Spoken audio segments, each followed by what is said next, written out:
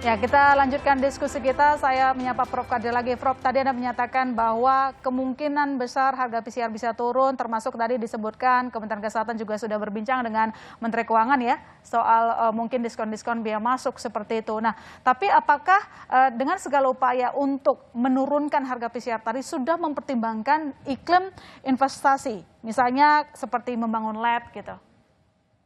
Ya, tentunya dipertimbangkan.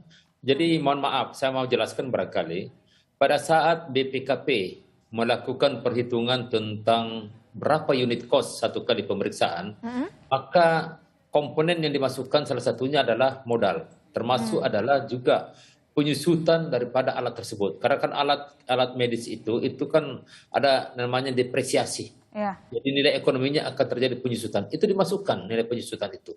Setiap bulan yang dihitung, berapa sih nilai penyusutannya itu dihitung. Itu adalah investasi. Sehingga dengan demikian, maka tidak ada satupun keinginan pemerintah untuk merugikan saudara-saudara saya yang kebetulan berprofesi sebagai pengusaha laboratorium.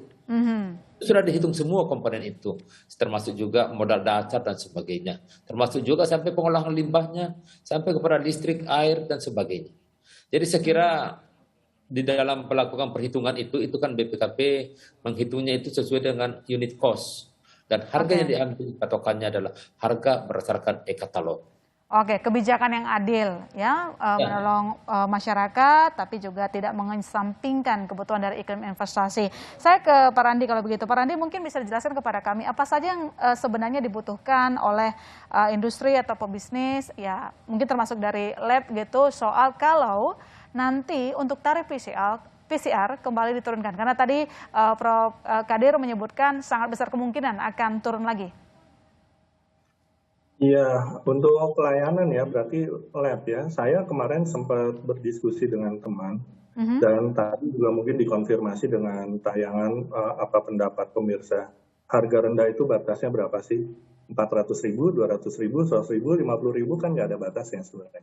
At the end, jangan-jangan menurut kami hasil diskusi dari beberapa pengusaha, jangan-jangan harusnya tidak dibatasi. Karena at the end nanti market yang menentukan, yang mendorong. Karena sebenarnya kalau kita belajar dari yang 900.000, akhir-akhir kemarin kan sebenarnya sudah ada yang turun 800.000. Tetapi kalau diberikan batas atas, sedikit mohon maaf, di batas atas jangan-jangan semua berpikir, kalau saya bisa mengambil batas atas, kenapa saya harus turun? Khawatirnya seperti itu. Karena memang belajar dari India itu betul-betul mengontrol dari awal. Jadi pada saat bulan Desember, di mana mereka memang hanya 100 ribuan tes per hari, harga mereka itu sekitar 4 kali lipat dari sekarang, berarti 400.000 sekarang. Dan sekarang di saat mereka hari 500.000, memang mereka harganya tadi 90.000, 100.000. Artinya memang volumenya meningkat kan artinya ada efisiensi dan sebagainya. Pak Randi, tapi kalau misalnya harga PCR kembali turun lagi, apakah ini memperlambat proses balik modal? Saya kira sebenarnya dalam hal, saya nggak tahu hitung-hitungannya kalau di rumah sakit dan di lab ya. Tetapi kalau kami dari pengusaha alat kesehatan, di mana pesanan order makin banyak, tentu kita akan bisa memberikan harga lebih baik ya. Karena memang dalam usaha dagang kan biasanya volume pembelian lebih besar, diskon lebih besar, seperti itu ya. Dan juga memang teknologi berkembang terus. Untuk diketahui saat ini memang produk supply untuk reagen PCR itu ada 48 alat. Untuk instrumen ada 28, di mana tahun lalu memang hanya di bawah 10, hanya sedikit. Sekarang sudah 4-5 kali lipat ya. Pak Dirjen, sebenarnya mungkin bisa dijelaskan lebih jauh, apa alasan rencana untuk menurunkan harga PCR ini dan mungkin keputusan yang sudah dilakukan, apakah ini terkait dengan para pelaku usaha yang terlalu banyak ambil untung atau memang untuk mempercepat proses 3T? Ya, jadi sebenarnya kan sekarang dengan banyaknya aturan-aturan yang kita keluarkan dalam rangka bagaimana melakukan testing dan tracing yang begitu masif, maka tentunya dibutuhkan begitu banyak alat. Namun demikian juga masyarakat juga tentunya kan diharuskan untuk melakukan pemeriksaan-pemeriksaan pada saat mereka akan melakukan perjalanan dan sebagainya. Ya kan? Malahan sekarang ini misalnya saja pada saat misalnya mereka kemana-mana atau mungkin saja mau ketemu siapa itu dilakukan pemeriksaan PCR misalnya. Itu kan kalau kita tidak melakukan satu revisi batas atas itu luar biasa bebannya itu. Oke, baik. Saya ke Mbak Titis kalau begitu. Mbak Titis, mungkin dari catatan redaksional, apa urgensi kita harus segera mengimplementasikan harga PCR murah? Dan tadi bisa disebutkan lebih murah lagi. Sekarang mungkin murah, tapi lebih murah lagi. Ya. Ini catatan yang menarik yang perlu kita garis bawahi bahwa pemerintah memiliki concern untuk kembali menurunkan harga PCR. Kenapa? Apalagi pemerintah sendiri tahun depan 2022 pemerintah itu sudah mewacanakan, sudah melontarkan bahwa bisa jadi ini pandemi menjadi endemik. Ya. Artinya ketika itu terjadi maka kita harus bersiap.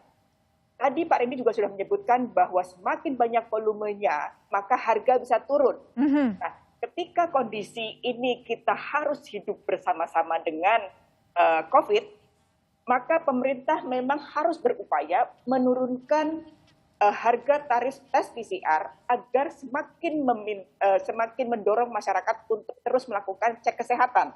Apakah dia terpapar atau ada varian baru untuk segera. Penurunan harga jelas akan beri kabar baik bagi masyarakat yang ingin melakukan tes mandiri. Karena tes mandiri adalah salah satu cara untuk melakukan testing, tracking, sekaligus nanti treatment lanjutannya. Tadi Pak Rini juga bilang bahwa memang yang ditanggung oleh negara, tapi juga banyak sekali yang belum ditanggung oleh negara. Kemungkinan itu ada. Nah, wacana harga 495, 525 masih dianggap terlalu mahal. Memang tidak ada batasan mahal atau murahnya. Tapi secara logika saja dengan GDP kita, dengan kemampuan masyarakat kita, belum golongan menengah yang harus menanggung biaya tes sendiri, maka itu dianggap terlalu mahal. Maka harga murah menjadi suatu keharusan kalau kita memang bersiap untuk menjadi endemi. Nah, itu menjadi syarat. Nah, kemudian sebetulnya ada banyak strategi yang bisa dilakukan oleh pemerintah. Usulan yang kita tampung dari banyak ahli dan juga dari banyak masyarakat bahwa pemerintah bisa kok sebetulnya mengambil kebijakan untuk melakukan subsidi. Bahkan tadi Pak Randy adalah kalau bisa digratiskan. Karena memang masyarakat memiliki concern itu dan pemerintah juga sebetulnya sama. Masyarakat dan pemerintah sama memiliki concern bahwa kesehatan yang utama, kesehatan masyarakat adalah utama agar pemulihan ekonomi bisa berlanjut. Multiplier effect ya, kalau percepatannya dilakukan. Iya, nah itu kan sebetulnya kalau 495 dikalikan dengan yang ada jumlahnya nggak besar. Jumlahnya juga nggak besar dan pemerintah mampu, Pemerintah mampu jika itu memang dilakukan. Tapi gini, Mbak Titis, ketika Anda mengatakan soal subsidi bisa dilakukan, nah ini maksudnya subsidi kemananya? Ke pelaku usahanya atau kemana? Nah, subsidi tes, kalaupun menggratiskan tentu saja pemerintah harus melakukan pembayaran kepada pengusaha. Seperti juga biaya rumah sakit yang diberikan pemerintah untuk pasien-pasien COVID, baik yang melakukan isolasi di wisma-wisma yang fasilitas-fasilitas kesehatan yang dibangun oleh masyarakat maupun yang dirawat di rumah sakit itu sudah gratis, itu fine, itu bagus karena memang seperti itu. Nah, kalau nanti menjadi endemik maka harus roadmap ini bahwa testing kalau memang pemerintah melakukan dan tetap menjaga kesehatan masyarakat, salah satu opsinya adalah memberikan subsidi tes supaya mendorong masyarakat untuk terus melakukan penjagaan ini. Baik, saya ke Prof. Kadir. Prof. Kadir, tadi kan menyatakan bahwa pihak dari Kementerian Kesehatan juga tengah ngobrol sama Kementerian Keuangan. Apakah yang disebutkan oleh Mbak Titis tadi juga bisa menjadi salah satu poin yang akan diperbincangkan dengan Kementerian Keuangan? Jadi sebenarnya ini, Mbak Titi, sekarang ini pemerintah sudah melakukan subsidi untuk pemeriksaan PCR. Kita itu mempunyai anggaran berapa triliun ya, sekitar 660 laboratorium yang berafiliasi ke pemerintah, itu kita subsidi dan kita kirimkan mereka itu reagen untuk pemeriksaan. Gratis, iya. Kita bukan cuma semua komponen pemeriksaan PCR, itu kita kirimkan kepada semua laboratorium tersebut untuk melakukan pemeriksaan gratis kepada masyarakat. Dan itu memang tidak ditarik bayaran. Termasuk juga kita mensubsidi, memberikan insentif untuk tenaga kesehatan yang bekerja di situ. Itu semua ditanggung oleh pemerintah. Tapi kan yang ini masalahnya kan lain. Ini kan memang pemeriksaan mandiri. Jadi ini memang kalau yang sifatnya adalah pemeriksaan epidemiologi, untuk keperluan epidemiologi, untuk testing dan tracing, itu pemerintah sudah tanggung semua. Semua pemerintah sekira sekarang ini luar biasa, dan pemerintah itu mempunyai niat dan tentunya harus bertanggung jawab bagaimana membebaskan masyarakatnya. Oke. Baik.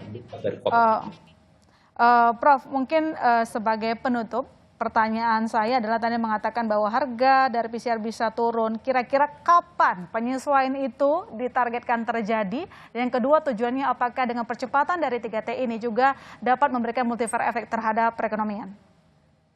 Ya, yang pertama kapan itu terjadi? Itu tentunya kita akan menunggu harga pasar. Tentunya semua proses itu akan kita menunggu. Kapan misalnya terjadi penurunan harga di pasaran, maka tentunya kita akan lakukan revisi kembali. Ini demi apa? Demi untuk kepentingan masyarakat kita. Kemudian, kepentingannya tentunya adalah kalau kita bisa melakukan pemeriksaan dengan skala besar atau masif begitu, maka kita bisa mengidentifikasi siapa saja di antara masyarakat kita yang kebetulan mempunyai potensi untuk menularkan penyakit. Karena kita kan mau memberhentikan, menyetop ini. Nah, karena banyak di antara kita ini yang kebetulan positif, tapi tidak tahu diri bahwa positif. Kita menjabarkan kemana-mana, dan nanti dites positif pada saat positif, diketahui setelah pemeriksaan PCR. Ya. Baik. Yang jelas tadi sudah disebutkan saudara, sebenarnya dialog kita ini menimbulkan harapan baru juga untuk masyarakat ya, karena tadi Prof Kadir udah janji bakalan ada penyesuaian harga tarif PCR baru, dan tadi juga ditegaskan untuk harga yang baru ini tidak ada pengecualian, semua pelaku usaha harus ikutin, ketuk palu gitu ya. Dengan demikian saudara, saya menutup di Stop pada malam hari ini. Saya ucapkan terima kasih banyak atas diskusi malam ini terhadap Dirjen Pelayanan Kesehatan Kementerian Kesehatan Pak Abdul Qadir. Selamat malam, terima kasih, dan terima kasih kepada Pak Randi, Sekjen dari Gakeslab, dan Mbak Titis Nurdiana, wartawan Sinar Kontan. Terima kasih. Dan saya masih tertarik dengan saudara, mewakili semua tim yang bertugas, pamit undur diri. Sampai jumpa.